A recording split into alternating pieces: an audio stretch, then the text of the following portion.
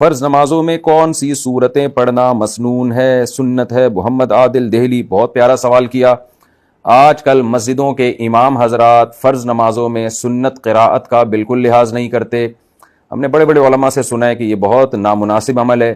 مسجد کے امام کو کم از کم فرض نماز میں جب وہ پڑھا رہے ہوں مسجد میں تو سنت قراءت کا اہتمام کرنا چاہیے۔ تو وہ سنت قراءت کیا ہے فرض نماز میں؟ فجر کی نماز میں ہے طوال مفصل، یعنی سورہ حجرات سے لے کر سورہ بروج، سورہ حجرات ہے نا 26ویں پارے میں، تو وہاں سے لے کے سورہ بروج والسماء ذات البروج، یہاں سے کوئی سورت پڑھنی چاہیے فجر میں۔ اور ظہر میں بھی طوال مفصل، تو اس میں بھی یہی ہے کہ سورہ حجرات سے لے کے سورہ بروج تک۔ اور بعض عرب علماء اس کے قائل ہیں کہ ظہر میں کبھی طوال مفصل اور کبھی کبھی اوساط مفصل، جو میں آگے بتا رہا ہوں۔ تو ہمارے نزدیک یہی ہے کہ فجر اور ظہر میں طوال مفصل ہی پڑھنی چاہیے، لیکن خیر اگر کوئی عرب علماء کے فتوے پر عمل کر کے فجر میں طوال مفصل اور ظہر میں کبھی طوال اور کبھی اوساط مفصل پڑھ لے تو بھی ٹھیک ہے۔ اب اوساط مفصل کیا ہے؟ وہ ہے سورہ بروج سے لے کر سورہ بینہ تک، اس میں سورہ بروج بھی داخل ہے، یعنی سورہ بروج جو ہے وہ طوال مفصل میں بھی داخل ہے اور اوساط مفصل میں بھی داخل ہے۔ تو سورہ بروج سے لے کر لم یکن الذین کفروا من اہل الکتاب والمشرکین، یہ جو ہے نا 30ویں پارے میں، تو ان صورتوں میں سے پڑھنا یہ افضل ہے۔ یہ کہلاتی ہیں اوساط مفصل۔ تو یہ عصر میں اور عشاء میں ان صورتوں کی تلاوت ہونی چاہیے۔ اور باقی رہ گئیں قصار مفصل، سورہ بینہ یعنی لم یکن الذین کفروا سے لے کے سورہ ناس تک، آخری قرآن تک، یہ کہلاتی ہیں قصار مفصل۔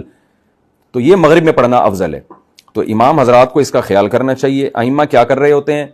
فجر میں جناب 30ویں پارے میں سے پڑھ رہے ہوتے ہیں، اور مغرب میں جناب بیچ میں سے کہیں سے پڑھ رہے ہوتے ہیں، عشاء میں سے کہیں سورہ بقرہ میں سے پڑھ رہے ہوتے ہیں۔ تو ٹھیک ہے، کبھی کبھار تو ٹھیک ہے، لیکن عام معمول اسی کا بنانا چاہیے۔ اوساط یہ یاد کر لیں، طوال مفصل، اوساط مفصل، قصار مفصل۔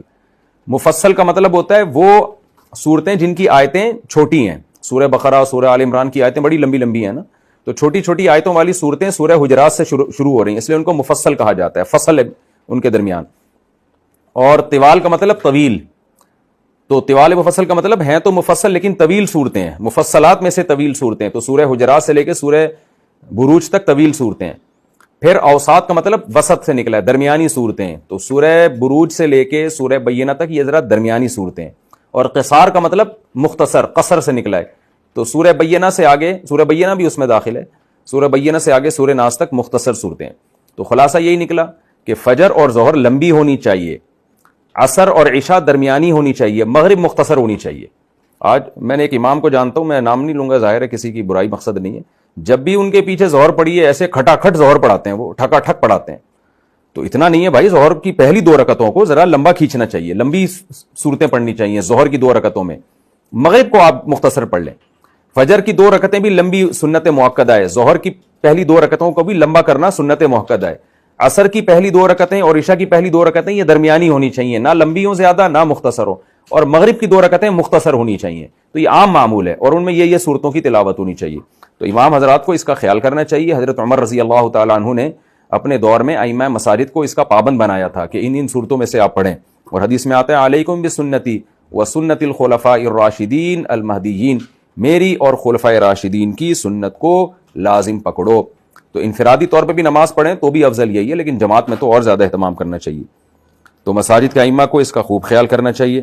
کبھی کبھار اس کے خلاف ہو جائے تو ٹھیک ہے، کوئی حرج نہیں ہے، بلکہ کرنا چاہیے کبھی کبھار اس کے خلاف، تو تاکہ لوگ اس کو فرض واجب نہ سمجھنا شروع کر دیں، اور دوسری جگہ سے بھی قرآن سننے کا لوگوں کو موقع ملے، لیکن عام معمول اسی کا بنانا چاہیے۔